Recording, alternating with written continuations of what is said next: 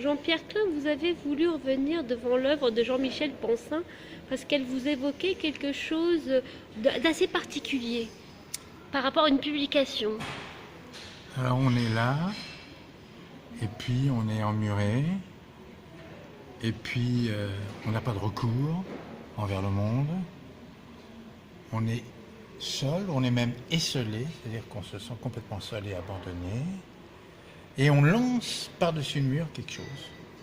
Et là, en l'occurrence, c'est des plots par-dessus le mur d'une prison en Avignon. L'ancienne prison Sainte-Anne, je crois que ça s'appelle.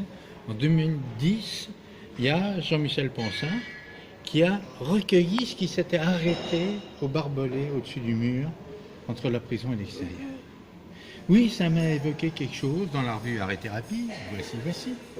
Dans la revue Art et Thérapie, le dernier numéro, c'est là-dessus.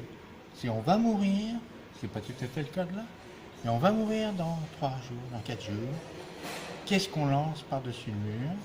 Et dans ce numéro, il y a des artistes, des art thérapeutes qui viennent et qui disent, qui dessinent une fenêtre. Qu'est-ce que vous aimeriez que je figure sur la fenêtre? Il y a quelqu'un qui dit, ah, surtout pas Dieu. D'autres qui dit, des fleurs ou des visages, ou etc. Il y en a une autre, alors elle intervient en clown, dans les chambres individuelles de gens qui vont mourir dans la semaine. Et elle fait faire un voyage extraordinaire, merveilleux, vers le haut.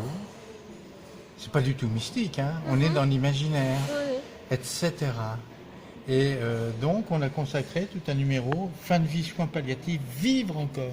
C'est un numéro qui est plein de vie. Alors même que ce sont des gens super affaiblis, qui sont entourés de machines, voilà. Donc ça m'a, bien qu'il y a aussi de l'art-thérapie en prison, hein, c'est comment est-ce qu'on peut manifester dans des cas extrêmes. Vous savez qu'en ce moment, par exemple, il y a des gens, des art-thérapeutes qui travaillent avec des personnes qui ont un lock-in syndrome, c'est-à-dire qui sont totalement enfermés, qui ne peuvent communiquer que par des clignements des paupières.